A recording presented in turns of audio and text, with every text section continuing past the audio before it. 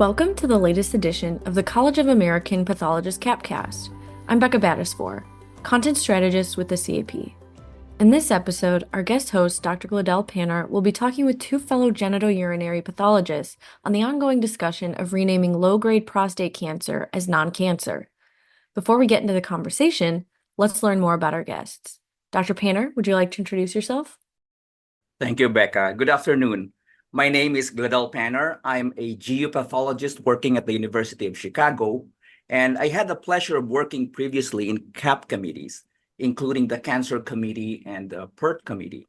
And I'm currently working on several educational projects for CAP on prostate cancer.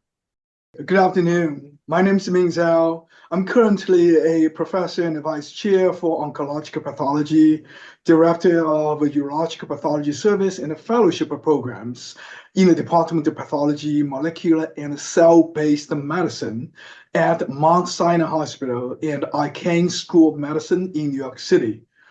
I previously served as a chair at the Tufts Medical Center in Boston, Massachusetts. Hello, everybody. My name is Dr. Rajal Shah. I am Dr. Charles Ashworth Professor of Pathology at the Department of Pathology at University of Texas Southwestern Medical Center in Dallas, Texas. And before that, I have taken many academic roles at University of Michigan. I have also been at Cleveland Clinic and also have been in industry in past. And currently, I also serve as the president of genitourinary pathology organizations. Thank you all for joining the podcast. Dr. Paner, I'll let you take it from here. Thank you, Becca. So today we will talk about a highly controversial subject in renaming of Gleason score 6 or grade group 1 prostate cancer. This subject is not new, but has gained greater attention recently. The renaming issue is rooted in the concern of overtreatment of low-grade or indolent prostate cancer, and that treatment is not free of complications. Renaming of grade group 1 prostate cancer will have an impact to our practice as pathologists, and it's best to get into the core of the issue, have a healthy conversation, and understand the circumstances around this issue. So for my first question, I would like to address this to Dr. Zhou. Dr. Zhou, can you please give our listeners a brief historical background how the idea of renaming grade group 1 prostate cancer came about, and what are the major benefits for the patients? Thank you, Gladell. I would be happy to do that. So as you mentioned, that the proposal for removing the cancer label from the grade group 1 cancer is not a new idea. It was first brought up more than a decade ago in 2012 by several groups. The rationales behind the proposal they are multifold. The first one is that the biology of the prostate cancer has evolved significantly over the last several decades. With the contemporary screening, detection, and management, the low risk of grade group 1 cancer has become a disease of excellent prognosis. This is true for grade group 1 cancer diagnosed in both radical prostatectomies and biopsies. For example, in radical prostatectomies, grade group 1 cancer rarely invades out of the prostate gland, and the seminal vascular invasion is even more rare. It is incapable of metastasizing to lymph nodes and other distant sites. The 15-year cancer-specific survival is very, very high, approaching 100%. If the low-risk grade group 1 cancer is diagnosed in prostate biopsies, the prognosis is also very excellent. The 15-year cancer-specific death is around 1 to 2%, regardless of the treatment modalities, including active surveillance, surgeries, or radiation. Therefore, the low-risk grade group 1 cancer should be managed conservatively using active surveillance protocol. However, this is not the case at the present time. Despite of the initial enthusiasm, the current intake rate for active surveillance plateaus at 50%. And more importantly, around 40% of the patients with a low-risk cancer choose immediate surgery or radiation. But aggressive treatment for low-risk cancer amounts to overtreatment, which in itself has a serious negative implications, not only on the patients, but also on the society as a whole. It is for these reasons that the proposal was brought up to remove the cancer label from the grade group 1 cancer.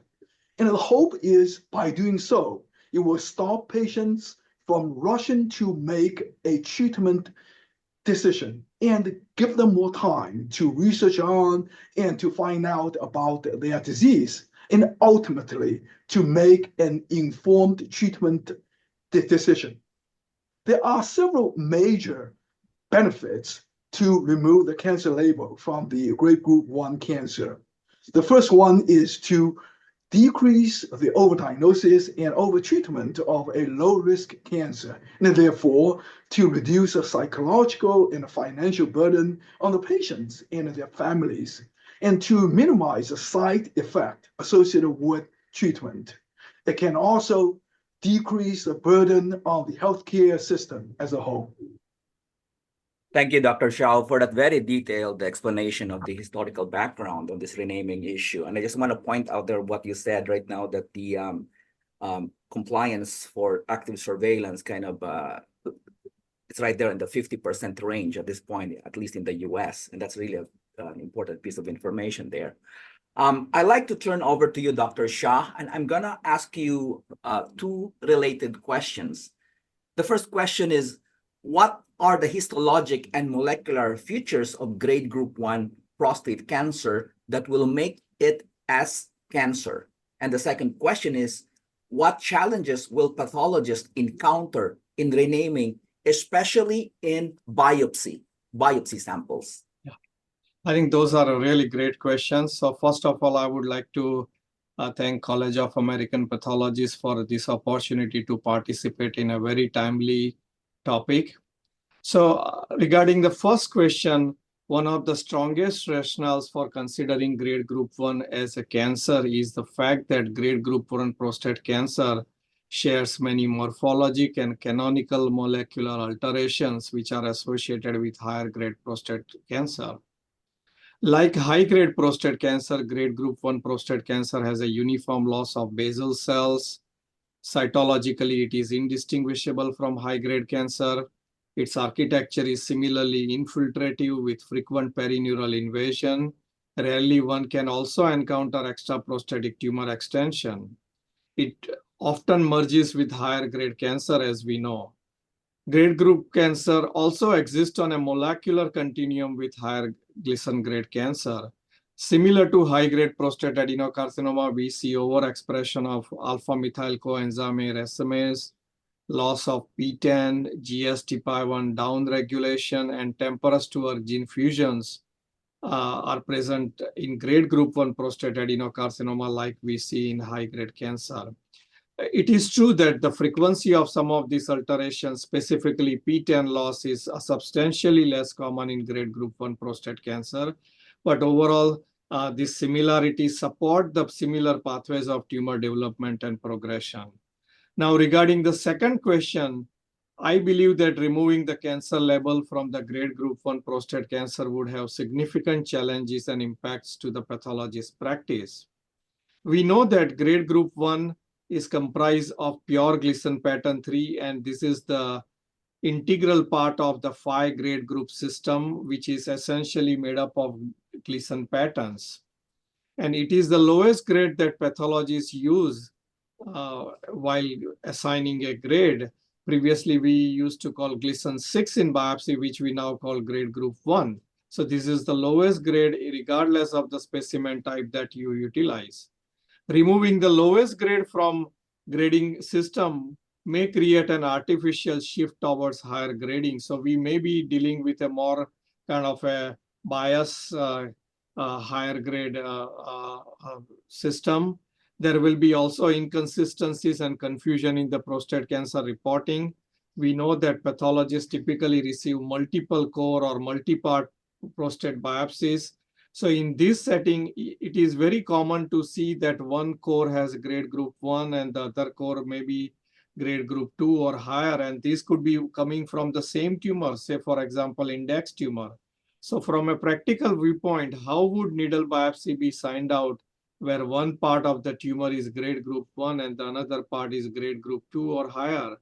Do we all call part of the same tumor cancer and part not? So there was an interesting survey that Genitourinary Pathology Society did a year ago. We surveyed a very large number of pathology community, and 82% of pathologists were opposed to removing the cancer label from the grade group 1 cancer. And of these respondents who opposed the name change, 72% were concerned that renaming grade group 1 as a non-cancer can result in a significant modifications in diagnosis, grading, and reporting practices, which would practically make the entirely a different practice to some extent. Thank you.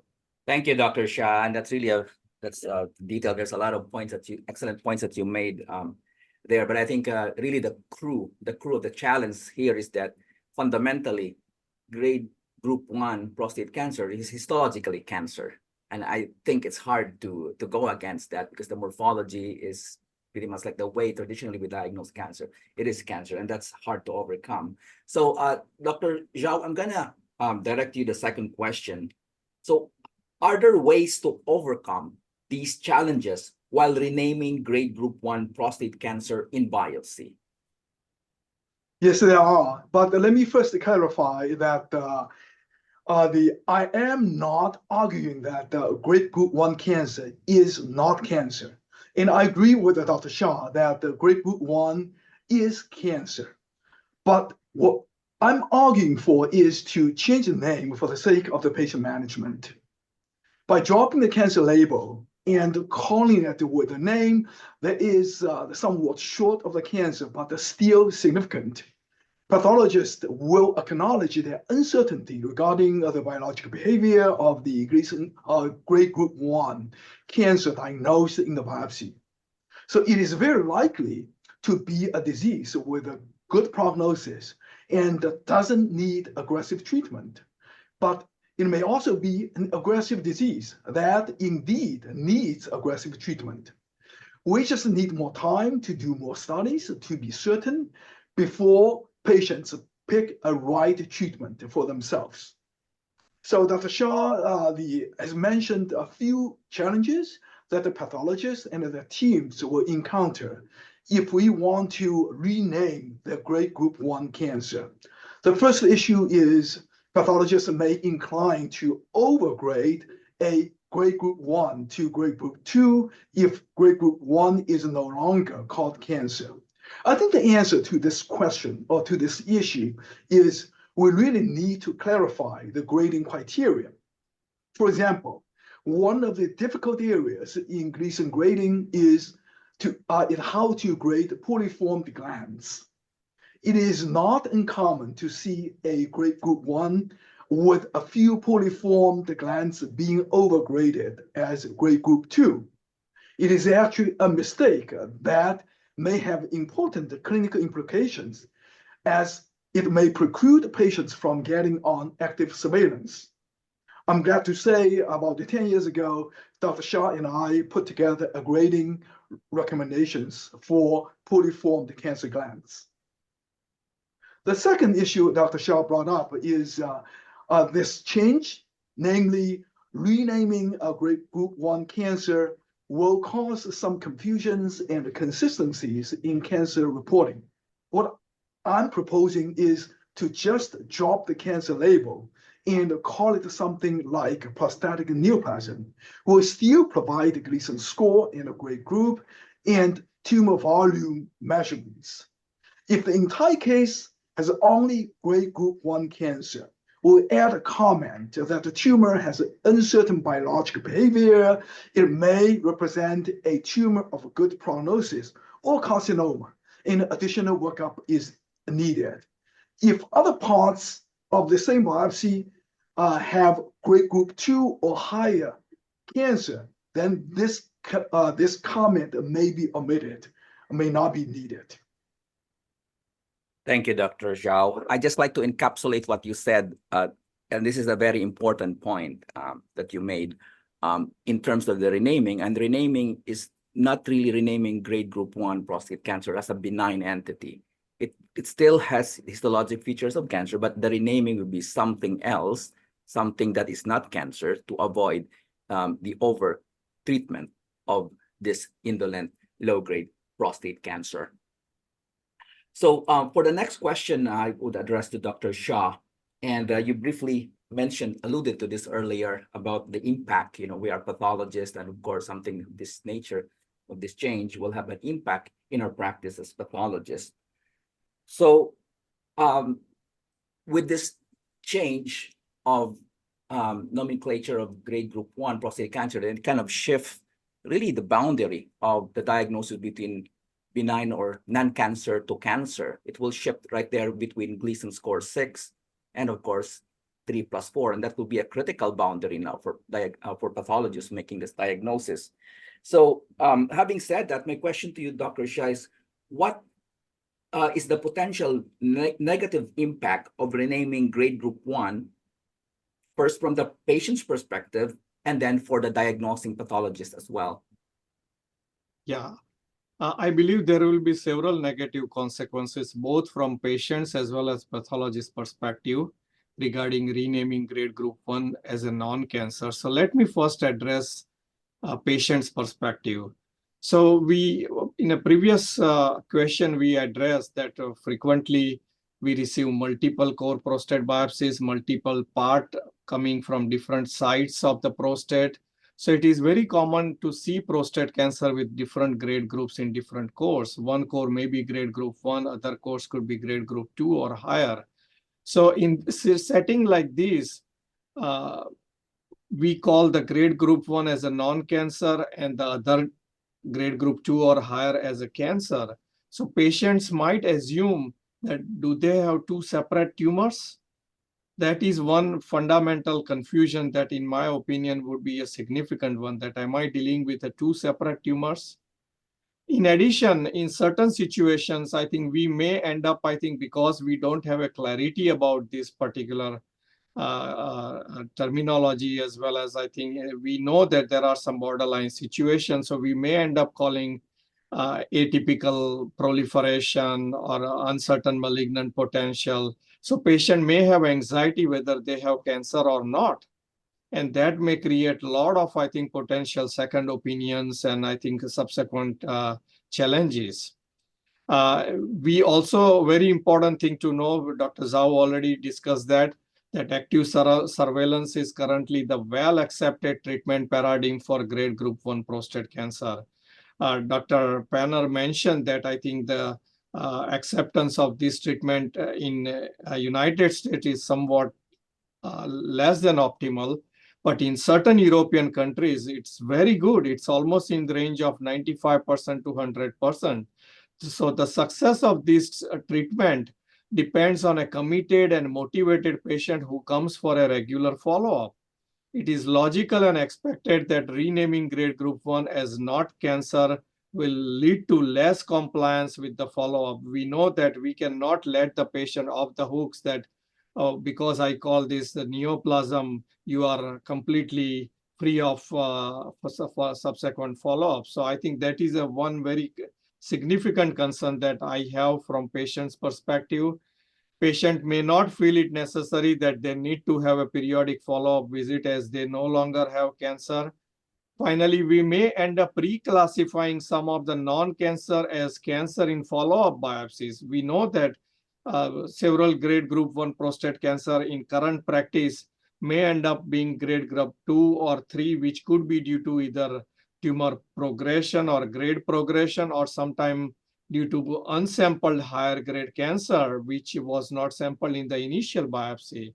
So in this situation, it may become very difficult to explain to patient that why suddenly what happened from a tumor which was not cancer to suddenly I ended up having a more significant cancer. From a pathologist perspective, the threshold between grade group 1 and grade group 2 is often blurry and is not without inter-observer variability. If the cancer label is removed from grade group 1 in borderline situations between grade group 1 and grade group 2, pathologists may choose a bit of a defensive practice and may or on the side of calling grade group 2 to avoid the potential consequences of missing a significant cancer. And Dr. Zhou mentioned about the study. I think in that study, we saw that I think in borderline situations, the inter-observer variability could be significant. So this could be one of the major challenge in the GUP survey that I mentioned. 74% of the pathologists raised concern about pathologists overgrading of grade group 1 to grade group 2 to avoid potential litigation type of situation. So we may basically err on the side of towards of being a defensive. Thank you, Dr. Shah. So to your point, there is potential migration in grading to kind of err towards the higher grade, the grade group 2 instead of grade group 1, especially, of course, for those borderline cases. So now one of the issues is, if the prostate biopsies have several parts, which have the different grade groups, right? One part has a grade group 1, the other part has a grade group 2. Now, if you rename the grade group 1 as non-cancer, right? So the patient may be confused, right? So I just want to first make sure that we all know that, I think Gladell, you also mentioned, right? If we rename a grade group 1, the cancer as something else, I really don't like to call it non-cancer, right? I want to call it, use a terminology that is not cancer, but yet significant enough, such as prostatic neoplasm, so that both the patients and the doctors understand this is not just something benign, not a benign prostatic tissue. The patients can be told, you can go back and don't have to come back. It is still something significant. They still need to come back for further and additional workup. Right, so that's one of the comments I want to make. Second comment is if the patients during the follow-up, if we call it if we don't call grade group 1 as cancer, then a patient comes back for a follow-up. Now the grade group 2 or higher cancer is detected. And how do you explain that discrepancy? This is very easy. Why? We are constantly deal with the situations like that. For example, if the patient has a prior diagnosis of a cancer, comes back for repeated biopsy, is negative, right? We don't tell the patient, oh, you don't have the, you no longer have the cancer, right? We just explain to the patient that this is a part of the sampling the problems, right? Because prostate biopsy is known to have the sampling issues. Thank you, Dr. Shah.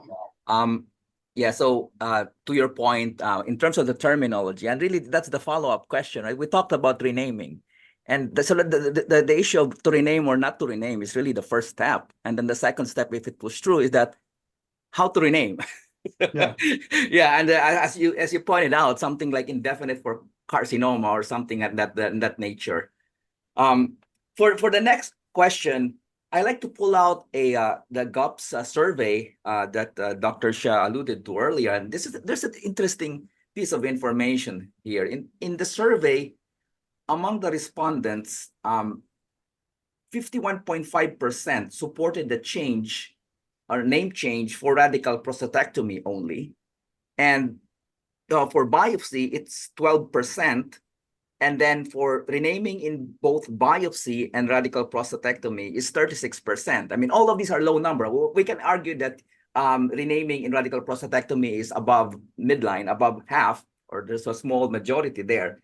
But clearly, to my point is that the type of specimen or the situation has an effect to the idea of renaming as shown by this data.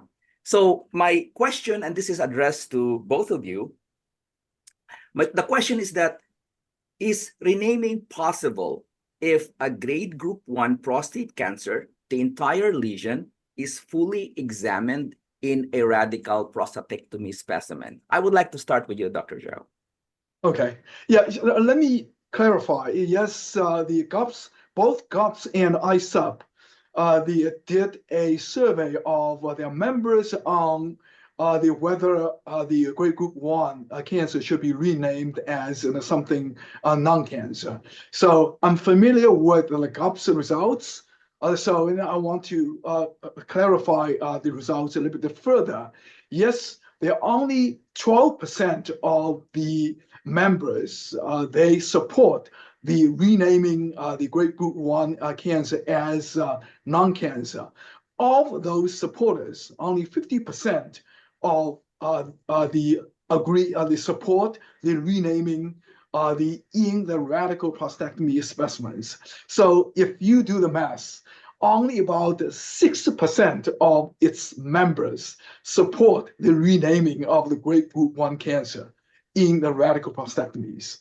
So having said that, I am fully behind that. I support the dropping of the cancer label and the renaming of the grade group 1 cancer. Because as I mentioned earlier, the grade group 1 cancer in radical prostatectomies have excellent prognosis. The extraprostatic extension is very rare, reported in about 4% of the cases. Seminal-vascular invasion is even rarer, reported in less than 0.05% of the cases. Grade group 1 cancer is incapable of the lymph node and distant metastases. Long-term survival is also excellent, approaching 100%. For these reasons, I support removing the cancer label from the Gleason grade 1 cancer in the radical prostatectomies. But there are two key issues here. If we choose to do that, dropping the cancer label from the grade group 1 cancer in the radical prostatectomy specimens, right? We need to make sure, number one, the radical prostatectomy specimens need to be entirely submitted and examined by pathologists. Number two, pathologists need to use strict contemporary grading criteria for the grade group 1 cancer, especially for the poorly formed glands. We need to follow the recommended criteria for grading poorly formed glands as the grade group 1. Right? If you just see a few poorly formed glands that are right next to well-formed glands, it's not the Gleason pattern 4. It's still Gleason pattern 3, therefore, grade group 1 cancer. Thank you, Dr. Shah. And for you, Dr. Shah, the same question? Yes, yeah, I completely agree with what Dr. Zhou said. In fully examined radical prostatectomy, I would fully support that grade group 1 prostate cancer can be classified as a non-cancerous proliferation. But it is very, very important that we have a fully examined prostate evaluation and used contemporary criteria. And that's based on the data that Dr. Zhou mentioned, that we don't see any extra prostatic metastasis in lymph nodes or distance metastasis. There is no disease-specific death that has been reported with grade group 1 prostate cancer. So data fully supports it. But this is completely different in the biopsy setting. In the biopsy setting, the problem is that we cannot know with certainty whether a patient harbors only pure grade group 1 cancer. Thank you, Dr. Shah. So far we've been talking about the renaming issue, but we really have not talked about the root cause of this issue. And the root cause of this issue, why this controversy arose, is that there's this issue of overtreatment of low-grade or indolent prostate cancer. And having said that, the next question is for both of you. I will start with you, Dr. Shah. So the question is, what will be the necessary steps from the pathologist's perspective that would help alleviate the overdiagnosis and overtreatment of grade group 1 prostate cancer? I think this is a very important question. So first of all, let me emphasize that there is a universal agreement amongst pathologists and clinicians alike that grade group 1 prostate cancer should not be overtreated and active surveillance should be the default option for its management.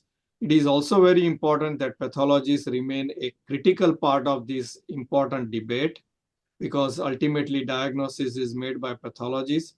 However, what I believe is that the burden of alleviating overdiagnosis and overtreatment of grade group 1 prostate cancer does not rest on pathologists alone. The optimal detection of indolent prostate cancer would require a multidisciplinary team approach from clinical colleagues, radiologists, and pathologists instead of relying on pathologists alone. We need to ensure that patient does not have unsampled high-grade or clinically significant cancer through very careful clinical evaluation, multiparametric imaging studies, adequate biopsy sampling, specifically targeted and systemic sampling, careful morphological examination by an expert GU pathologist, and in some situations, molecular studies as well. So it is important to keep in mind that grade group is only one of the many prognostic factors that influence prostate cancer outcomes. So finally, instead of focusing on its name change from grade group 1 to non-cancer, I believe the focus of debate can be shifted to better educate patients to understand their cancer diagnosis and how we can refine the risk stratification to identify patients with grade group 1 who can be conservatively followed or who may eventually need a treatment.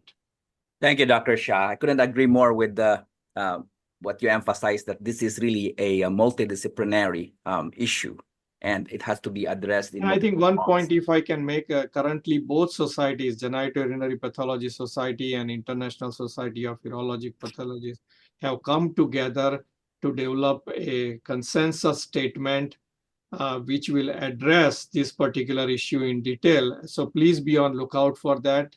That will be hopefully coming out by end of the 2024 or early 2025. That's a great endeavor there. So there will be an ISUP and GOOPS combined white paper on low-grade indolent prostate cancer. So for the audience, watch out for that, likely at the end of the year or probably early next year. And the same question for you, Dr. Zhou. I agree with both of you that to reduce overdiagnosis and overtreatment of the low-grade grade group 1 cancer, and it takes an entire village. It takes entire patient care teams to do that. That includes oncologists, the urologists, radiologists, and the pathologists, and even the patient advocacy groups. However, I do want to emphasize that the pathologists can play an oversized role in this process. And we do have precedents in pathology that we change the name of the disease entities in order to provide better patient management. The several examples include in the kidney cancer, a form of the clear cell renal cell carcinoma, right? When it has extensive cystic changes and it actually has an excellent prognosis, no reports of the recurrence or metastases has been reported and after the surgical resection. Therefore, the name has been changed to the multilocular cystic neoplasm of low malignant potential, and the cancer label was dropped. In order to conveys a message, and this is a tumor of excellent prognosis. The patient does not need excessive post-operative follow-up or treatment. Thank you, Dr. Zhou.